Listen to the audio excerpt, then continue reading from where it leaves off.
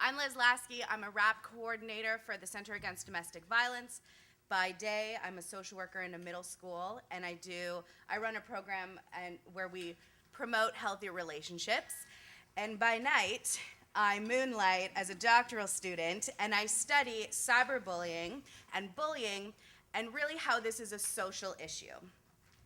So, for my short amount of time, I want to talk about the social ecology of bullying. So what it means really from a social and a systemic perspective. And then we're going to touch on what really is bullying, because we throw around the word a lot and we don't really know what it is. So because I'm a social worker, we're going to get a little social. So turn to the person next to you, and in 1 minute, and I really mean 1 minute, I want you to share with your partner, and this is for the panel too, who were your role models growing up? What did they do for you? What did they teach you? What did they say to you? How did they impact you? So 30 seconds each. Ready? Go.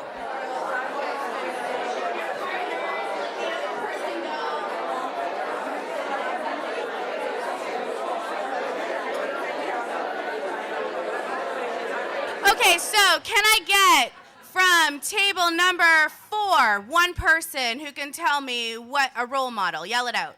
A teacher. Someone from table 7. Mom. Your mother. Perfect. One more from table 3. Grandmother. A grandmother. Great. So we really learn a lot from people in our lives that we love, who paid a lot of attention to us, and they have really helped form us as people. And society as a whole contributes to that process also. It's not just the people we grew up with. It's not just our teachers and our family members and perhaps a rock star that you really looked up to. We learn by looking at people in our society, and they model behavior for us.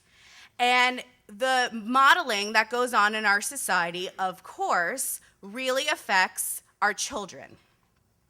So we have to start thinking about what kind of messages we're giving out. So I'm going to read this very quickly. You've got to be taught to hate and fear. You've got to be taught from year to year. It's got to be drummed in your dear little ear. You've got to be carefully taught. You've got to be taught to be afraid of people whose eyes are oddly made and people whose skin is a different shade. You've got to be carefully taught. You've got to be taught before it's too late, before you're 6, you're 7, you're 8, to hate all the people your relatives hate. You've got to be carefully taught. So 2 bonus breakfast points for anyone who can tell me what this is from.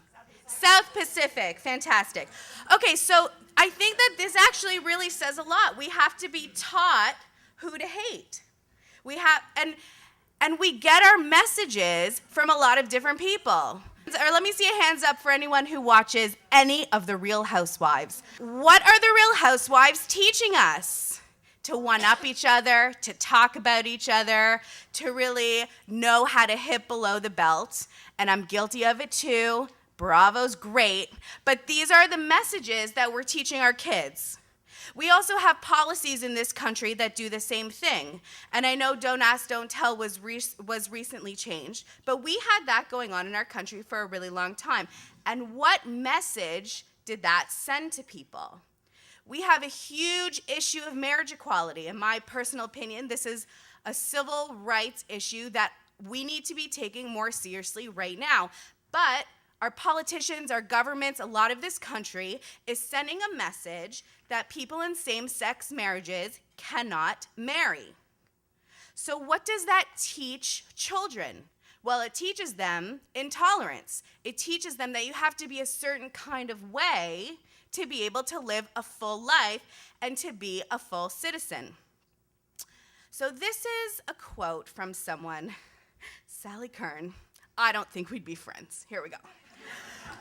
Studies show no society that has totally embraced homosexuality has lasted for more than, a few decades.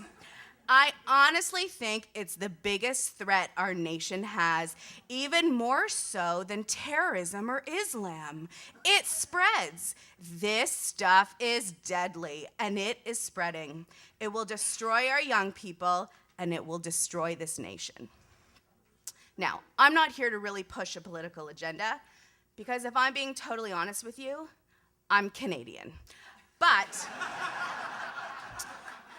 however, I think that it is very important to look at where these messages are coming from. You with me, folks?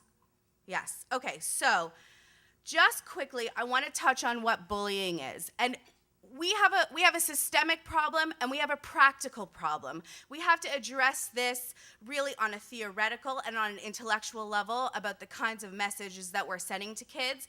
And also every day I go to work and I have to deal with this and I have to know how. So the very first thing that we should know is what is bullying. Because if I see a fight in the hall, that may not necessarily be bullying. If my sister calls and, is calling me really bad names, that may or may not be bullying. Okay, so the definition. A person is bullied when he or she is exposed repeatedly and over time to negative actions on the part of one or more other persons, and he or she has difficulty defending himself or herself. So there are two really important things. The first one is it's repetitive. So it's happening over and over and over again. And the second thing is there's a dynamic of power and control. And we can see this in a lot of different ways: physical, verbal, emotional, bias-based, sexual, and electronic.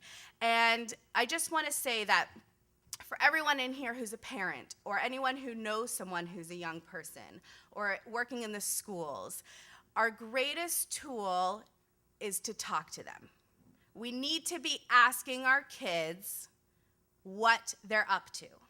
If you don't know what Twitter is, that's fine, but talk to your kids about what Twitter is and find out what's going on their Facebook page. And just because we don't know the technology, it really doesn't matter, because we have the wisdom of living longer than children. And that's the dynamic that is there anyway. In a lot of ways, the technology is arbitrary when we're talking about cyber issues and cyberbullying and electronic aggression. So if you take anything away from my little 8 minutes, I hope that it would be to really open up conversations with the children in your life and really try and get to know them better. That's it. Thank you.